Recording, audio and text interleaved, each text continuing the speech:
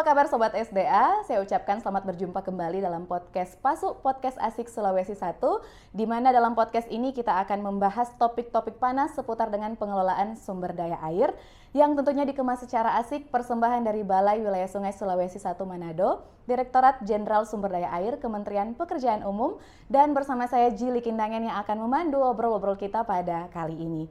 Oke, Sobat SDA, kita ketahui bersama bahwa salah satu dari 8 misi Astacita Presiden dan Wakil Presiden Republik Indonesia, yaitu Astacita yang kedua, di dalamnya ada membahas mengenai swasembada pangan. Nah, dari Astacita kedua ini kira-kira apa hubungannya sih dengan pengelolaan sumber daya air? Mari kita simak cuplikan berikut ini.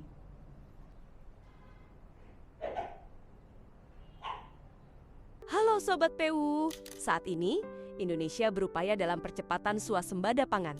Oleh karena itu, Kementerian Pekerjaan Umum serius membangun irigasi.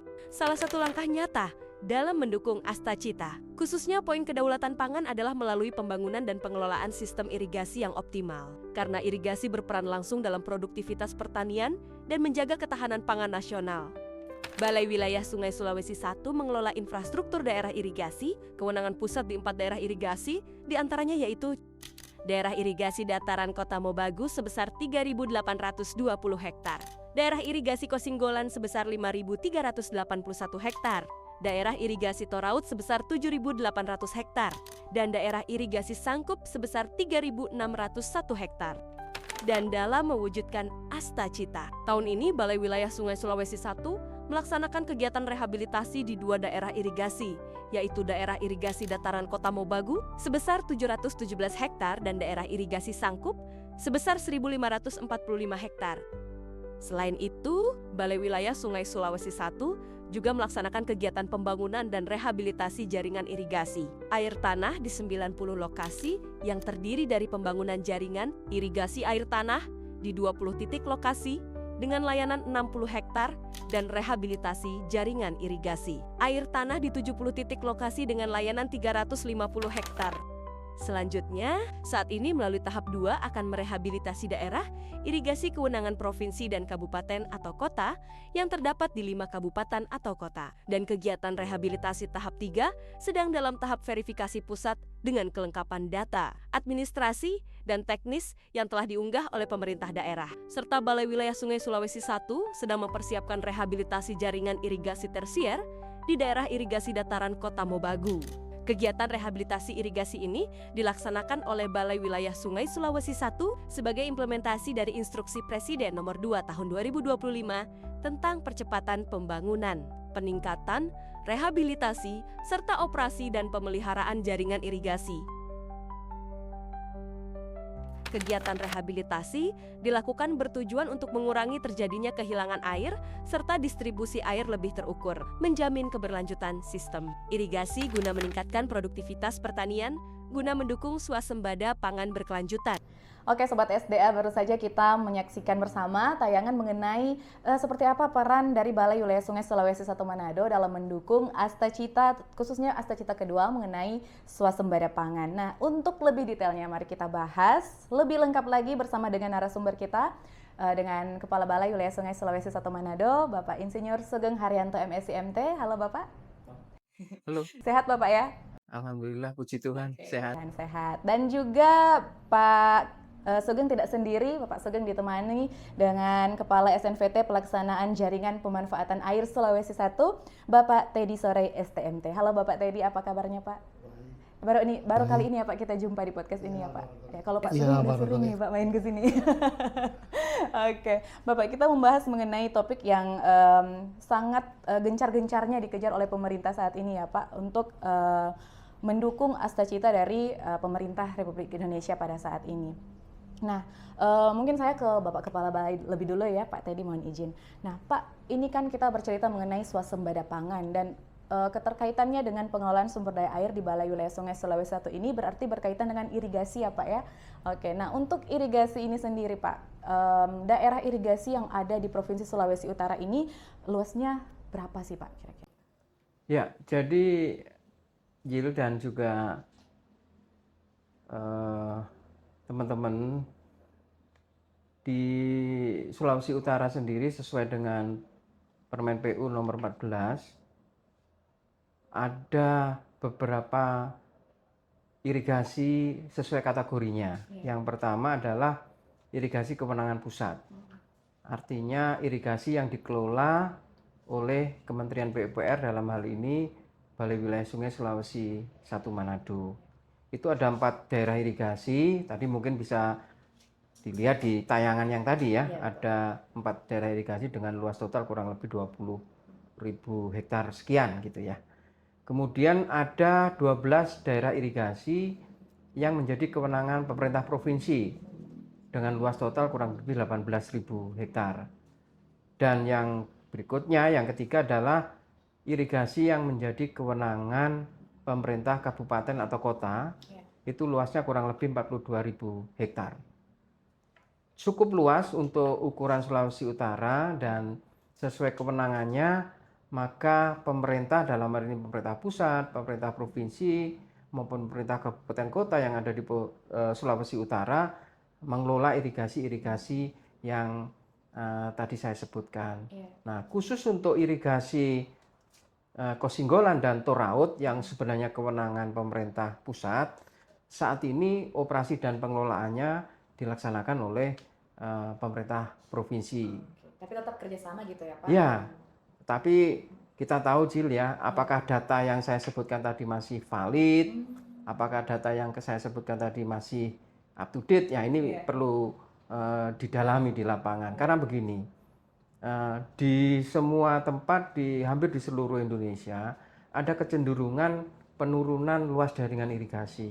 Oke, apa sih Pak yang menyebabkan penurunan itu? Misalnya nih, yang satu, fungsi dari daerah irigasi menjadi pemukiman. Biasalah desakan permukiman, kebutuhan akan lahan untuk permukiman masyarakat dan sebagainya cukup besar saat ini. Ini terutama di pulau-pulau Jawa ya, Pulau Jawa, Pulau Sumatera, mungkin juga di Sulawesi Utara. Nah, kemudian ada juga sebab lain, contohnya karena air yang melayani irigasi tadi tidak cukup, jadi luasnya menjadi berkurang. Berbagai sebab lah kira-kira, tapi dua hal tadi biasanya menjadi permasalahan utama dalam hal penurunan daerah irigasi. Nah, selain nih Pak, yang kedua faktor utama yang Bapak bilang tadi yang menjadi kecenderungan penurunan luasnya daerah irigasi yang sudah Bapak sebutkan di angka tadi ya Pak ya. Nah, kira-kira selain dua faktor utama ini ada lagi nggak Pak faktor-faktor lainnya yang disebabkan oleh hal-hal lainnya yang sudah disebutkan? Iya, seringkali perubahan penggunaan lahan ya dari irigasi menjadi mungkin tanaman yang lain atau komoditas yang lain ini. Boleh disebut nggak Pak? Yang paling top sekarang Yang apa? paling top ini di Sulawesi Utara. Ya itulah ya, kira-kira begitu. Jadi ada kecenderungan masyarakat ini kan mengejar keuntungan sesaat ya. Saya berpikir bahwa itu tidak ada salahnya karena memang pada saat itu mungkin komoditas unggulan tersebut harganya, keuntungannya lebih mahal, lebih tinggi dibandingkan dengan komoditas padi. Itu bisa menjadi salah satu penyebab. Tapi seharusnya kita semuanya termasuk pemerintah daerah ya bisa menetapkan daerah irigasi menjadi irigasi yang berkelanjutan. Nah, harusnya ini. Jadi misalnya daerah irigasi yang kita lindungi ini menjadi irigasi berkelanjutan ditetapkan dengan keputusan pemerintah daerah misalnya, supaya apapun godaannya Jil ya Pak Teddy ya, apapun godaannya termasuk yang dalam tanda kutip tadi disebutkan itu juga tidak terjadi. Karena apapun juga kita masih makan nasi nih. Kira-kira begitu ya. Mungkin makan daun aja. Kita nggak bisa makan daun. Jadi harapan kami sebenarnya begitu tadi, meskipun banyak godaan untuk komoditas yang lain, tapi kita jaga bersama-sama supaya komoditas padi dalam hal ini untuk menghasilkan beras yang menjadi bahan makanan pokok kita ini bisa kita pertahankan. Perlu peran semua pihak. Kira-kira begitu. Betul Pak. Oke. Nah, dari dampak-dampak kerusakan tadi yang Bapak sebutkan, Kira-kira sekarang kondisi di daerah-daerah irigasi ini masih bisa nggak sih Pak untuk mendukung program swasembada pangan ini khususnya dari Provinsi Sulawesi Utara? Ya, saya ngasih gambaran umum ya. Ya. Seluruh Indonesia ini saat ini kurang lebih ada 8 juta sekian hektar sawah irigasi teknis ya, yang terdiri dari kewenangan pemerintah pusat, Ya. kewenangan pemerintah daerah, baik itu provinsi maupun kabupaten. Nah, tahun 2019 itu ada catatan yang cukup valid, ada kurang lebih 22,5% itu mengalami kerusakan dengan berbagai tingkatan.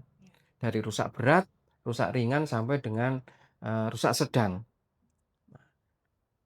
Artinya kurang lebih dari yang saya sebutkan kurang lebih 8 juta hektar tadi, ada 1, juta hektar yang mengalami kerusakan. Saya tidak tahu, itu data 2019 yang bisa saya sampaikan, tapi apakah ini masih update? Jangan-jangan malah lebih tinggi lagi sekarang. Nah, tapi saya dapat meyakinkan pada Sobat SDA maupun Zili dan teman-teman yang menyaksikan podcast ini bahwa irigasi yang menjadi kewenangan pusat insya Allah akan lebih baik. Karena kita punya anggaran dan masih punya keberpihakan dari pemerintah pusat untuk terus secara konsisten menganggarkan anggaran untuk OP. Ini sangat penting. Jangan sampai kita hanya bisa membangun, Pak Teddy ya, gitu ya kira-kira. Tapi tidak bisa memelihara. Ini kadang-kadang kebiasaan kita. Nah, catatan kerusakan daerah irigasi yang saya sebutkan tadi, sebagian besar adalah irigasi menjadi kewenangan daerah. Kita maklumi ya, kadang-kadang keterbatasan anggaran menyebabkan prioritas anggaran di daerah ini bukan pada irigasi, tapi kepada sektor-sektor pembangunan yang lain. Itu yang terjadi. Saya tidak berani menyebutkan secara pasti di mana dan angkanya, tapi itu yang dapat kami simpulkan dari berbagai sumber yang kami punya. Iya, nggak apa-apa Pak. Yang penting Sobat SDA ini sudah ada gambaran. Oh ternyata sejauh ini sudah seperti yang Bapak sampaikan tadi ya Pak ya. Oke, nah dan bagaimana Pak kira-kira dampak dari kerusakan jaringan irigasi yang sudah Bapak sebutkan ini? Kira-kira faktor-faktor apa saja yang mengakibatkan dampak kerusakan selain dengan tadi yang perubahan fungsi lahan mungkin ya Pak? Mungkin masih ada itu kan jaringan irigasi yang di bawah nih Pak. Misalkan adakah hubungannya dengan dari catchment areanya misalkan Pak? Ya, jadi gini, kerusakan itu bisa karena infrastrukturnya sendiri, artinya jaringannya, karena umur, usia, dan kedua bisa juga karena rendahnya pemeliharaan atau OP tadi. Nah, ketiga juga ada faktor eksternal sebenarnya yang bisa mendorong kerusakan ini. Nah, kerusakan lingkungan, terutama di catchment area tangkapan air yang menjadi suplai ke bendungan kita tidak bagus atau sudah rusak, kemudian membawa material ke saluran kita, dilanjutkan ke jaringan kita, ke sungai, ke bendung, ke jaringan irigasi, itu bisa menyebabkan kerusakan. Kerusakannya bisa macam-macam nih, ada pendangkalan, kemudian ada juga apa irigasi-irigasi kita yang rontok akibat besarnya debit yang lewat yang tidak semestinya, itu juga bisa mendorong kerusakan jaringan irigasi kita. Oke, baik Pak. Oke, kita sudah selesai untuk sesi yang pertama ini. Nanti sebentar kita akan kembali dan saya akan mengulik-ngulik nih sedikit dari Pak Teddy. Oke, untuk itu jangan kemana-mana, tetap di podcast Pasu, podcast Asik Sulawesi 1. Kembali lagi di podcast Pasu, podcast Asik Sulawesi 1, dan kita sudah berada di sesi kedua dalam pembahasan kita mengenai peran dari Balai Wilayah Sungai Sulawesi 1 dalam mendukung program Astacita, khususnya Astacita kedua mengenai swasembada pangan. Baik, tadi kita sudah ngobrol banyak dengan Bapak Sugeng ya Pak, terkait dengan dampak kerusakan jaringan yang sudah dijelaskan panjang lebar tadi. Nah, yang paling menjadi pertanyaan nih untuk kita semua, kira-kira dampak-dampak yang sudah Bapak sebutkan yang terjadi pada saluran irigasi ini, apakah akan berdampak serius terhadap produksi untuk menunjang swasembada pangan? Ya, tentu saja ya. Jadi ketika infrastruktur jaringan bendung dan sebagainya rusak, maka kapasitas layanan air, nah irigasi itu menjadi berkurang. Meskipun saya ingin sampaikan ini bahwa air ini bukan satu-satunya faktor yang membuat produktivitas Iya. di sawah itu tinggi, rendah, berkurang atau naik dan sebagainya. Tetapi ini salah satu faktor terpenting. Tanpa air nggak bisa kita bertanam, ya kan gitu ya. Tetapi untuk produksi memang ada faktor lain gitu ya. Nah, khusus untuk kami yang faktor air ini, kerusakan jaringan, misalnya jaringannya rontok atau jebol gitu ya. Kemudian sedimentasi tinggi sehingga kapasitas saluran menjadi kecil dibandingkan yang seharusnya. Ini akan menyebabkan suplai air ke sawah itu berkurang.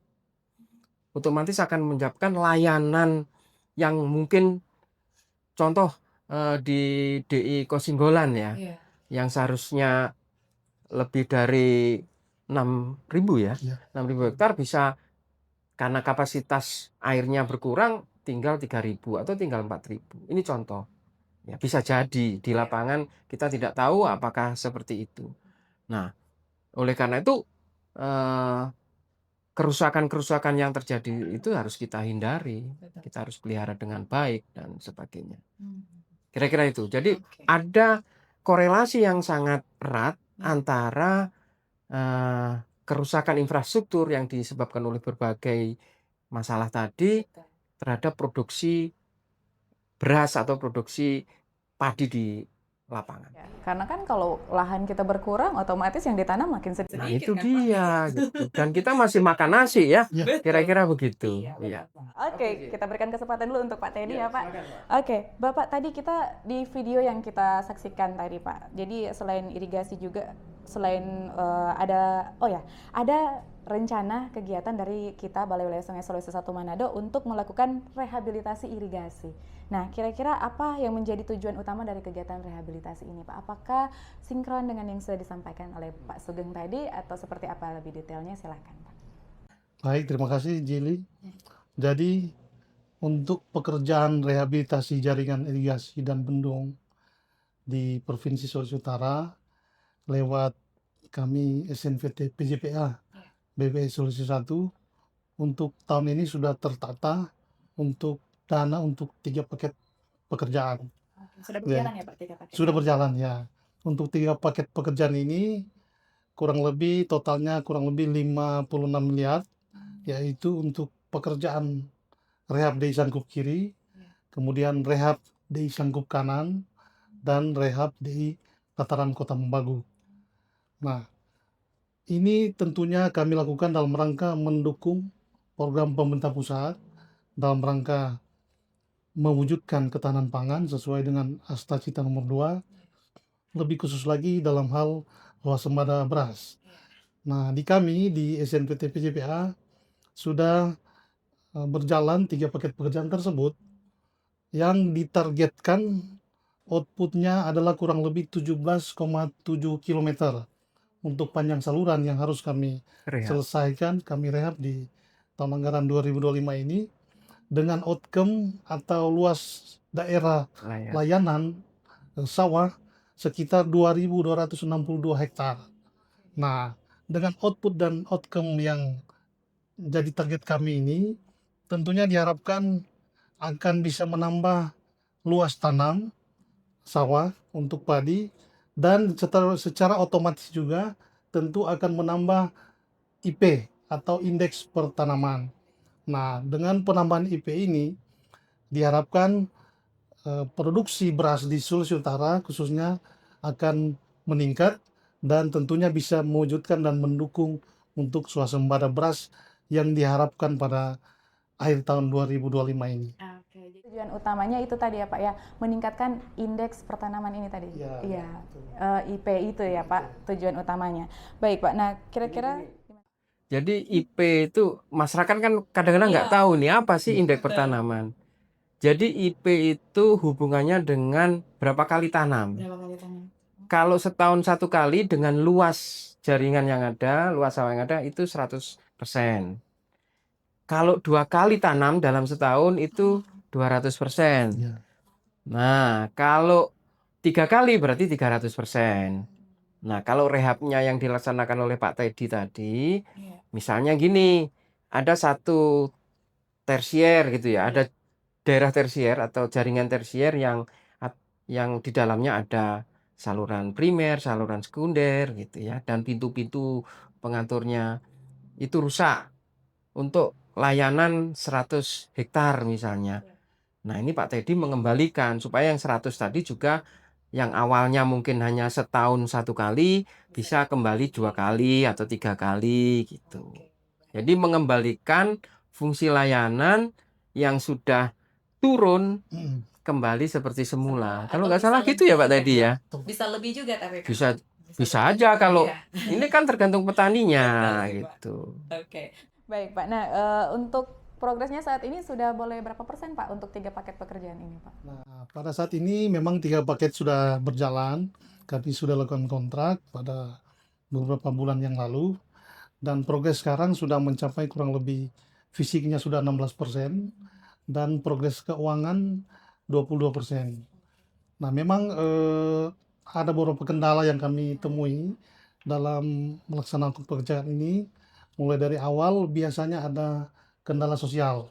Karena perlu diketahui juga bahwa memang DI-DI yang ada di Provinsi Sulut ini yang menjadi kewenangan kita, kewenangan pusat itu rata-rata itu berada dalam pemukiman warga dan kemudian juga di perkebunan.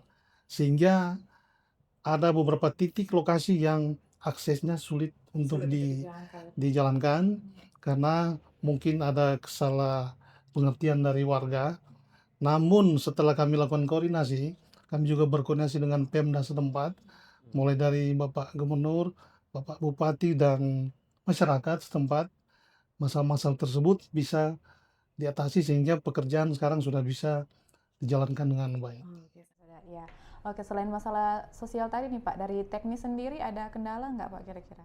Kalau teknis saya kira memang ada juga, namun praktis kami bisa selesaikan, bisa diatasi karena tim kita juga selain kontraktor ada juga tim konsultan supervisi, ada juga tim teknis dari BWS Sulawesi 1 yang kami turunkan agar supaya bisa berkoordinasi dan melaksanakan pekerjaan dengan sesuai target yang kita sudah rencanakan. Betul. Ya, ini gini, Gimana, Pak? terkait dengan permasalahan tadi. Sebenarnya kan gini, kadang-kadang masyarakat masih butuh air, Iya. tetapi salurannya mau direhab. Ah. Nah, gini, ini yang sering jadi masalah.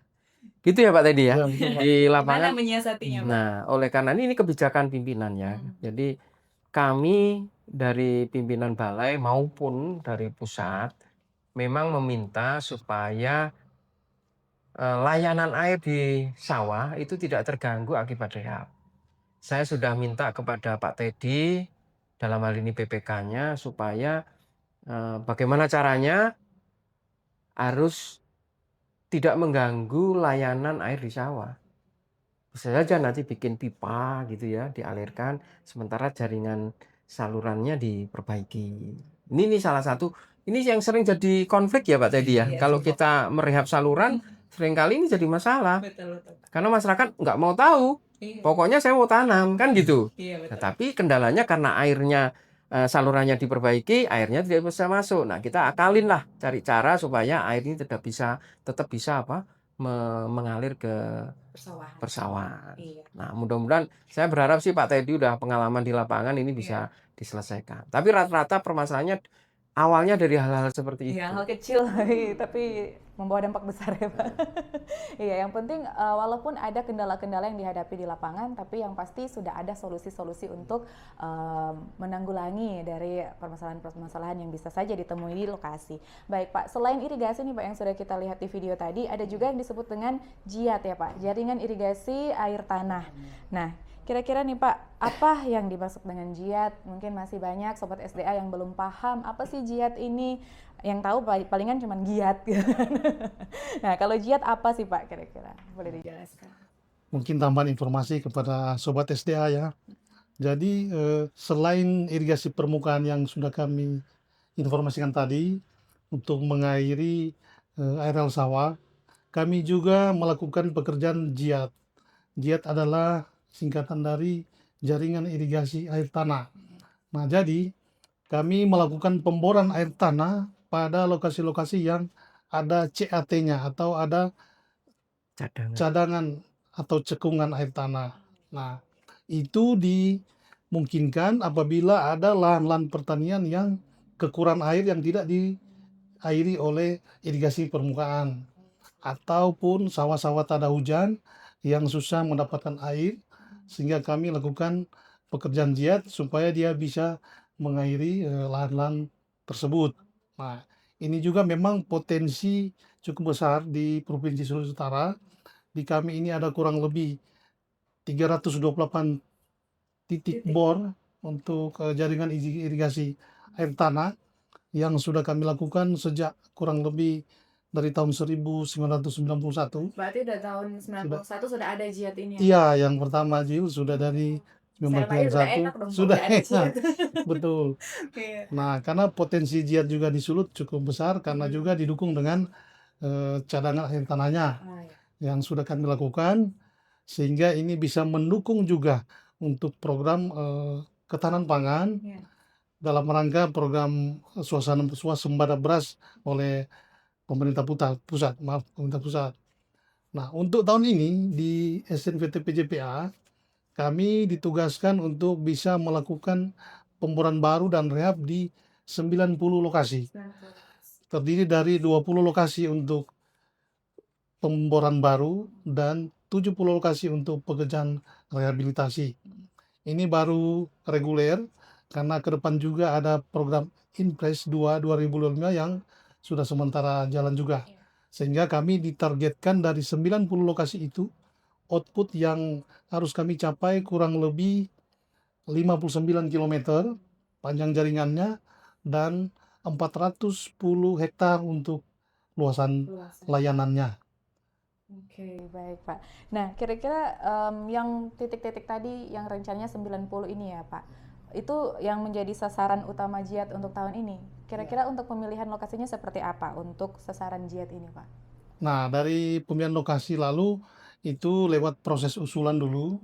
Jadi dari pemerintah pusat, pembina kami di Direktorat Air Tanah dan Baku Iya. meminta kami untuk melakukan usulan untuk daerah-daerah yang sekiranya bisa dilakukan rehab Iya.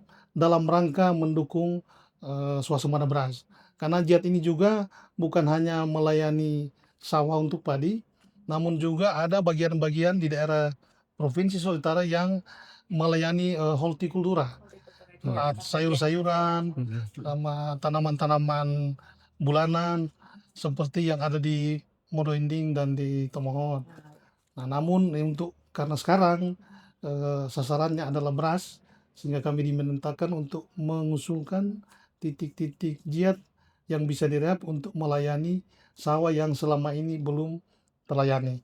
Nah, ini juga pasti akan menambah luas tanam dan menambah IP untuk kita kira-kira bisa menambah produksi beras mendukung ketahanan pangan di Provinsi Sulawesi Utara. Oke, baik Pak. Oke, jadi target akhir dari jihad ini apa Pak? Tadi sudah disebutkan atau boleh Ya. disebutkan lagi Pak? Ya, target kita untuk panjang jaringan 59 km 59 km. dan outcome-nya atau layanan untuk tanam sawah itu kurang lebih 410 hektar. Kalau udah jadi semua nih Pak, udah makin bertambah nih besarnya, udah Pasti, berapa hektar dia, Pasti. Pak? Berarti udah 400 lebih ya Pak? Iya, Hampir ya, 500. Ya. bisa Titik mendukung maksudnya, Titik, bukan iya. hektar.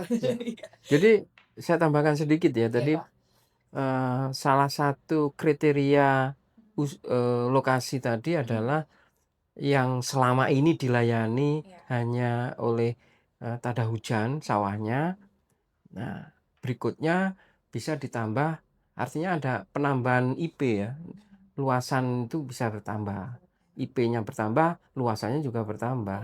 Nah, jadi kan kita tahu bahwa sebagian daerah irigasi yang tempatnya tinggi di atas kita tidak bisa layani dari air irigasi permukaan. Maksudnya dari irigasi yang ada bendungannya dan sebagainya. Nah, itu dilayani oleh Jiat ini. Jiat, ya gitu. Oh iya, iya itu tadi yang mau saya tanyakan. Jiat ini berarti melayani yang tidak ada bendungnya gitu ya Pak ya. Oke, jadi selamatlah untuk daerah-daerah perbukitan. Makanya tadi ya Pak, Mudo Inding dapat, Tomohon dapat, kan Tomohon nggak ada bendung ya Pak. Oke, baik. Kita akan kembali lagi di sesi yang terakhir untuk pembahasan kita mengenai peran wilayah Sungai Sulawesi Selatan Manado dalam mendukung Asta Cita yang kedua khususnya, yaitu mengenai swasembada pangan. Untuk itu jangan kemana-mana, tetap di podcast PASU, podcast asik Sulawesi 1.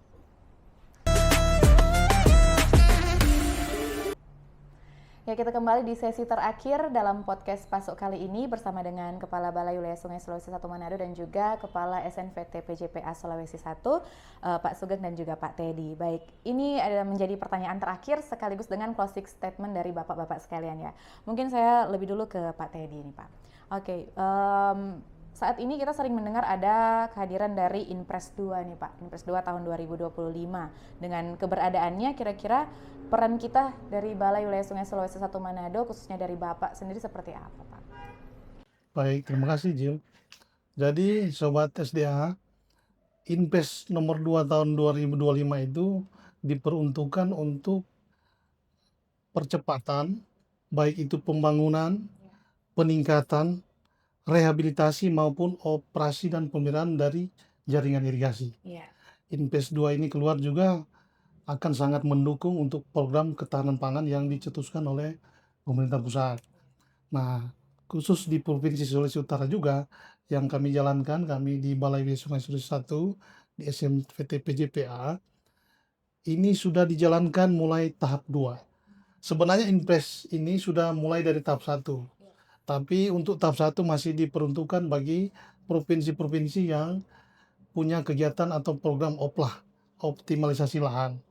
Di Sulut belum ada OPLA, jadi kami nanti mulai terlibat di tahap 2. Nah, tahap 2 sudah dilakukan sejak bulan Juli kemarin, dan untuk Provinsi Sulawesi Utara lewat SNVT PJPA, kami sudah mendapatkan dana hasil dari usulan-usulan daerah. Karena untuk Inpres ini yang mengusulkan itu harus dari daerah, bukan dari balai. Baik dari tingkat 1 maupun tingkat 2, mengusulkan baik itu dari pertanian maupun dari Dinas PU, harusnya dari Pemda yang mengusulkan. Dan setelah dilakukan verifikasi, di Provinsi Sulawesi Utara itu mendapat alokasi dana kurang lebih 19 miliar. Untuk tahap 2 ya. Untuk tahap 2. Oke, ada tahap 3 lagi nggak Pak nanti? Ada tahap 3, Ada ya. tahap 3 juga. Oke, kita tunggu ya Pak untuk tahap 3-nya. Iya Pak, silakan. Jadi untuk tahap 2 ini kami sekarang dalam proses persiapan untuk kontrak terhadap pekerjaan irigasi tersebut.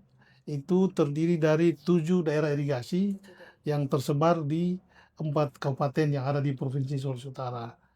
Kami berharap sesuai dengan target waktu yang ditetapkan, pekerjaan irigasi daerah tahap 2 ini bisa diselesaikan sampai sebelum akhir tahun pada bulan Desember, sehingga bisa juga mendukung untuk program swasembada di tahun 2025 ini. Oke, baik. Itu menjadi closing statement dari Pak Teddy ya Pak. Ya, harapannya dia targetnya bisa tercapai sesuai dengan waktu yang sudah ditentukan. Atau ada lagi Pak yang ingin disampaikan? Saya mau mengajak kepada Sobat SDA, mari kita mendukung program pemerintah, khususnya ketahanan pangan, lebih khusus lagi untuk swasembada beras di tahun 2025 ini. Kita ke Pak Sugeng ya Pak untuk pertanyaan terakhir. Di tahun 2024 yang lalu, Bendungan Lolak ini sudah diresmikan oleh Presiden ke-7 Joko Widodo. Nah, kira-kira kelanjutannya untuk irigasi Lolak bagaimana Pak? Apakah masih ada permasalahan atau seperti apa? Silakan Pak. Terkait dengan ketahanan pangan, swasembada pangan ya. Jadi Bendungan Lolak ini memang dibangun dengan salah satu tujuannya adalah untuk menjamin ketersediaan air untuk irigasi. Selain banjir, selain untuk air minum ya. Tapi salah satunya adalah untuk irigasi. Nah, di sana itu ada irigasi yang sudah existing, yaitu irigasi Lolak, atau disebut irigasi Lolak bawah sekarang ini. Ada luasan sekitar 900 hektar yang selama ini IP-nya atau indeks pertanamannya, karena kalau nggak salah ya ini sekitar 150-an ya, 150%. Artinya dalam 1 tahun yang luasan 900 hektar tadi hanya tanam full 900 hektar 1 kali, dan tahun MT kedua, musim tanam kedua, dia hanya bisa tanam separuh, 50%, 450 hektar. Nah, dengan adanya bendungan ini, maka menjadi bisa 300%, tergantung petaninya. Karena apa? Karena airnya sudah terjamin. Air dari bendungan Lola itu sudah terjamin untuk yang 900 hektar. Nah, saya ingin menyampaikan kepada Sobat SDA dan juga kita semuanya bahwa kalau hari ini masih ada yang cerita ke sana kemari mendapat informasi bahwa bendungan Lola tidak berfungsi, itu salah. Tapi memang ada 1.300 hektar sawah, potensial sawah yang akan dibangun dari air yang berasal dari bendungan Lola. Itu belum kita bangun. Jadi Jill dan juga Sobat SDA, kita sudah merencanakan untuk membangun jaringan irigasi DI Lola Atas. Kurang lebih luasnya 1.300. Kalau dua DI tadi disatukan, berarti dari irigasi atau dari bendungan Lola ada satu irigasi yang disebut irigasi premium. Irigasi yang airnya dijamin 100%, bisa 300% IP-nya tersedia, dan ini tergantung petani. Kalau petaninya mau 300% bisa. Tapi kalau 350 nggak bisa. Tetapi ada kendala memang. Jadi ada overlap antara jaringan irigasi yang akan kita bangun itu dengan izin yang dimiliki oleh kawasan industri Bolaan Mongondo. Kalau saya tidak salah, ada kurang lebih 700 hektar ya Pak Teddy ya, yang overlap dengan jaringan daerah irigasi kita. Padahal kalau 1.300 dikurangi 700 ya kurang lebih tersisanya kan tinggal 600 ya, 600 hektar. Padahal kita sudah ini siap nih untuk membangun 1.300 hektar jaringan irigasinya. Saya ingin sampaikan bahwa dalam pembangunan jaringan irigasi Lola Atas ini kita sudah siapkan bendungnya. Jadi bendungannya untuk menangkap air sudah ada, kemudian bendung untuk membagi air ke jaringan irigasi sudah ada, tapi jaringan irigasinya belum, salurannya belum, saluran primer, saluran sekunder, saluran tersier, dan cetak sawahnya belum. Kenapa? Karena tadi masih ada tumpang tindih antara jaringan irigasi atau sawah yang kita bangun, kita airi dengan kawasan industri Kimong. Saya ingin sampaikan bahwa yang saya maksud tadi bukan jaringan irigasi yang sudah ada, tapi potensial jaringan irigasi yang akan kita bangun. Potensialnya sudah ada, dan kita sudah ada desainnya lengkap, AMDAL-nya juga sudah ada, kemudian larapnya untuk menghitung kebutuhan tanah jaringan irigasinya sudah ada, namun masih terkendala oleh itu tadi. Nah, harapan kami sebagai closing statement untuk kita semuanya, Sobat SDA, mari dukung pembangunan irigasi Lola ini. Ya, kami berharap kepada pemerintah daerah, kabupaten, dan kami berterima kasih ke Pak Gubernur yang berkali-kali menyampaikan bahwa beliau sangat mendukung untuk mengembalikan fungsi dari Kimong yang sudah ada izinnya ini, dikembalikan ke fungsi yang sudah direncanakan dari awal untuk irigasi. Nah, kemudian berikutnya dengan apa yang kita lakukan, baik tadi disampaikan oleh Pak Teddy, ada pembangunan jaringan irigasi, ada rehabilitasi jaringan irigasi, dan kalau tidak salah nanti di salah satu satker kami, Satker OP, juga ada kegiatan P3TGAI, kemudian rehabilitasi jaringan tersier. Kami berharap bahwa Sulawesi Utara akan meningkat dalam hal produksi beras, sehingga ketahanan pangan di Sulawesi Utara ini bisa dijaga. Baik. Begitu kira-kira. Siap Bapak. Oke, demikian sudah kita ikuti bersama peran kita dari Balai Wilayah Sungai Sulawesi Selatan Manado seperti apa dalam menunjang Asta Cita kedua ini dari Pemerintah Republik Indonesia terkait dengan swasembada pangan, dan tentunya dari Balai Wilayah Sungai Sulawesi Selatan Manado juga membutuhkan dukungan dari masyarakat tentunya ya Pak untuk sama-sama kita mewujudkan swasembada pangan ini. Oke, demikian episode kita kali ini bersama dengan Kepala Balai Wilayah Sungai Sulawesi Selatan Manado, Bapak Insinyur Sugeng Haryanto MSc MT, dan juga Kepala SNVT PJPA Sulawesi 1 Bapak Teddy Sore STMT. Terima kasih banyak Bapak untuk waktunya pada kali ini. Dan terima kasih juga kepada Sobat SDA yang sudah menyimak episode kita kali ini. Dan yang paling penting jangan lupa untuk menantikan episode kita selanjutnya yang tentunya tak kalah menarik hanya di Podcast Pasuk, Podcast Asik Sulawesi 1. Dan saya Jili Kinangin pamit undur diri dan sampai jumpa.